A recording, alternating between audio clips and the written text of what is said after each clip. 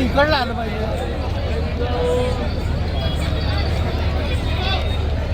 आपण इथं जिजाऊ जन्मोत्सव सोहळ्याच्या निमित्तानं एकत्र आलेलो आहोत. वैतरे साहेबांनी सांगितलं तसं मागच्या वर्षी आम्ही प्रयत्न केला या आपल्या शिवधर्म ठिकाणावरून जेव्हा आपण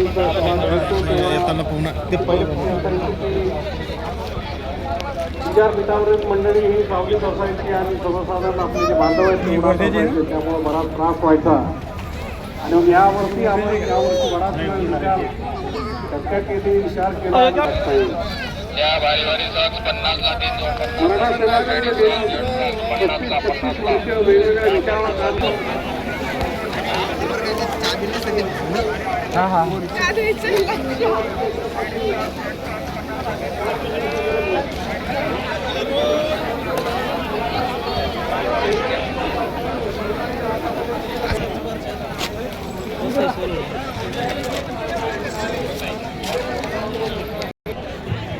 अस्सलाम वालेकुम अजीम भाई। आज अजीम भाई भी जिजाऊ सृष्टि पर हाजिर है और ये कृषि उत्पन्न सभापति बाजार समिति के सभापति भी हाजिर है। उसी तरह से हमारे मित्र माजी सरपंच साहब भी पंचायत जी हाजिर है। तो हमारे अजीम जी से मैं जानना चाहूँगा कि जिजाऊ सृष्टि पे आज जो आए हुए काफ़ी बुक स्टॉल जो लगे हुए हैं यहाँ पे, और आप एक मैं कहूँगा कि एक दीक्षा भूमि ये बहुजनों की और एक तैयार हुई है, तो आप क्या कहोगे इस पर? राजमाता राष्ट्रमाता आई जिजाऊ मातृतीर्थ सिंदखेड राजा परगण्यामध्ये जन्माला आल्या याचा सार्थ अभिमान आम्हाला आहे। राजमाता राष्ट्रमाता आई जिजाऊनं बहुजन प्रतिपालक छत्रपती शिवाजी महाराजांसारखा शूरवीर सुपुत्र महाराष्ट्राला दिला आणि बहुजन प्रतिपालक छत्रपती शिवाजी महाराजांनी 18 पगडा जाती धर्माची मंडळी एकत्रित आणून स्वराज्याची स्थापना करण्यासाठी, रयतेचं राज्य स्थापन करण्यासाठी ज्या पद्धतीचं जात विरहित एक काफिला, एक तांडा निर्माण केला, वैश्विक पातळीवर अशा पद्धतीचा निधर्मी आणि जातीच्या पलीकडे जाऊन माणसांचा विचार करणारा राजा जन्माला आला नाही। महाराजांच्या 31 अंगरक्षकापैकी 11 अंगरक्षक हे मुस्लिम होते। ही बाब मराठा सेवा संघाला उदयाला आली। मराठा सेवा संघाचे अनंत उपकार आहे। जो इतिहास दळपला गेला होता, जो कालबाह्य झाला होता, मराठा सेवा संघाचा समाजाच्या क्षितिजावर उदय झाल्यानंतर आणि शिवश्री पुरुषोत्तम खेडेकर साहेबांनी ज्या पद्धतीनं इतिहासकार आणि व्यक्ती निर्माण केलं, जे मराठा सेवा संघाच्या वैचारिक आणि डोळस परगल्प मुशीतून ताऊन सुलाखून निघाले, त्याचा परिणाम म्हणजे आज मितीला खरा इतिहास समाजाच्या समोर आला। बहुजन प्रतिपालक छत्रपती शिवाजी महाराजांनी रयतेचं राज्य स्थापन केलं मान्य आहे, पण त्या व्यतिरिक्त एक माणुसकीचं शिल्प महाराजांनी घडवलं। दरवर्षी दर साल 12 जानेवारीला ॲडव्होकेट पुरुषोत्तम खेडेकर साहेबांच्या अविश्रांत परिश्रमानं या ठिकाणी ज्या पद्धतीनं म्हणजे राज्य पातळीवरच नाही, देश पातळीवरच नाही तर जागतिक पातळीवर जिजाऊ पंथ जमा होतात आणि एक दुसरी दीक्षा भूमी म्हणजे परिवर्तनाची भूमी मातृतीर्थ सिंदखेड राज्यामध्ये निर्माण होण्याचं जे कारण आहे त्याचं सर्व श्रेय शिवश्री ॲडव्होकेट पुरुषोत्तम खेडेकर साहेबांना जाते। कल न पूछा तो आज पूछेगा, वक्त सबका मिजाज पूछेगा, नस्ल नौ को दिया है क्या हमने, ये बदलता हुआ समाज पूछेगा। जर आम्हाला जर विचारलं, जर मातृतीर्थ सिंदखेड राजा या परगण्यानं, या भूमीनं, या परिसरानं महाराष्ट्राला काय दिलं, तर आम्ही छातीत ठोकपणे सांगू की ॲडव्होकेट शिवश्री पुरुषोत्तम खेडेकरांसारखं एक परिवर्तनीय वैचारिक नेतृत्व या महाराष्ट्राला देण्याचं काम या भूमीनं या ठिकाणी केलं. राजमाता आई जिजाऊच्या जन्मोत्सवाच्या निमित्तानं राजमाता राष्ट्रमाता आई जिजाऊच्या उत्तुंग कर्तृत्वाला अभिवादन करतो.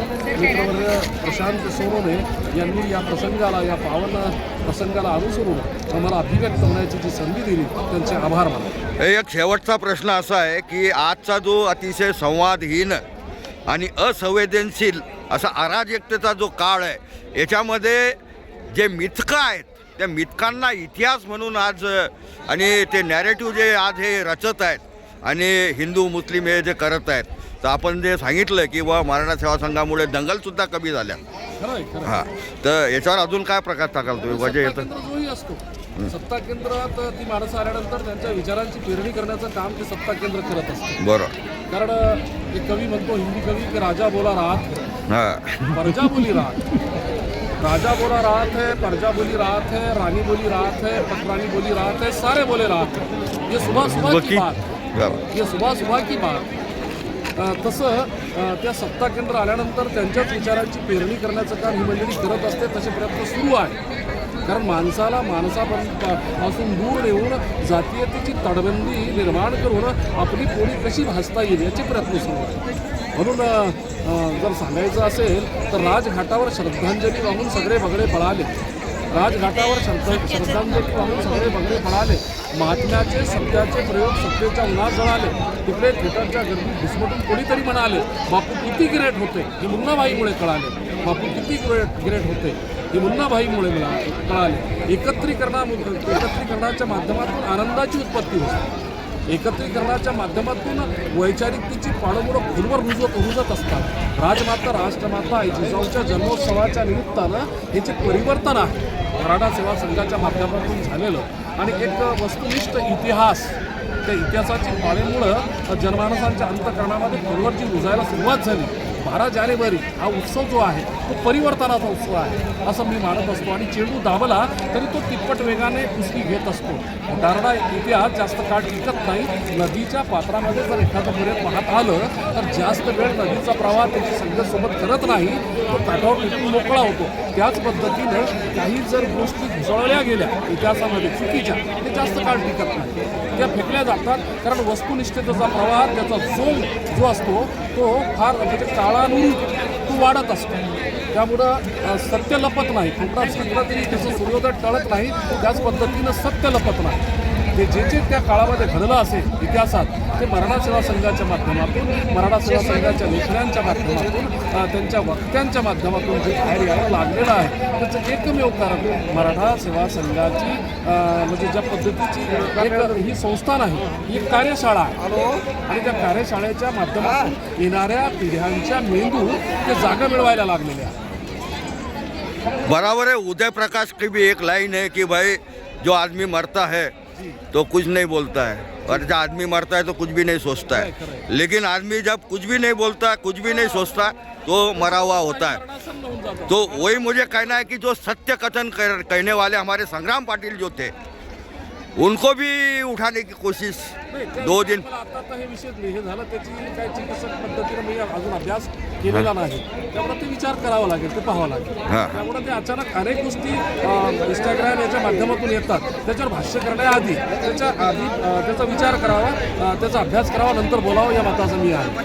भावबणी, कारण शाम होणे को घर जाते हैं, अब बुलंदी से उतर जाते हैं, अशा पद्धतीचं जे जगणं आहे, तर त्यामुळे अशा विचार संपूर्ण सखोल त्याचं वाचन केल्यानंतर भाष्य करावं असं मला वाटतं. कारण शाम तक सुबह की नजरों से उतर जाते हैं, इतने समझौते में जीते हैं कि मर जाते हैं, अशा पद्धतीच्या वातावरणामध्ये अत्यंत चिंतनीय बातीवर विचार केल्यानंतर असं मला वाटतं. तो ये थे हमारे साथ में अजीम और शान शहनशाह हमारे भाई अजीम राही जी, जो कि मैं कहूँगा कि अजीम भाई यदि कागज पर तलवार लिख दे तो कागज जो है वो कागज तलवार की माफिक तेजदार हो जाए, और उसी तरह से उस पर यदि वो फूल लिख दे तो वो कागज जो है वो गुलाब की खुशबू से महक उठे.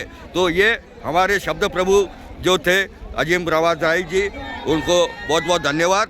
जय जिजाऊ, जय जिजाऊ, जय शिवराय. धन्यवाद.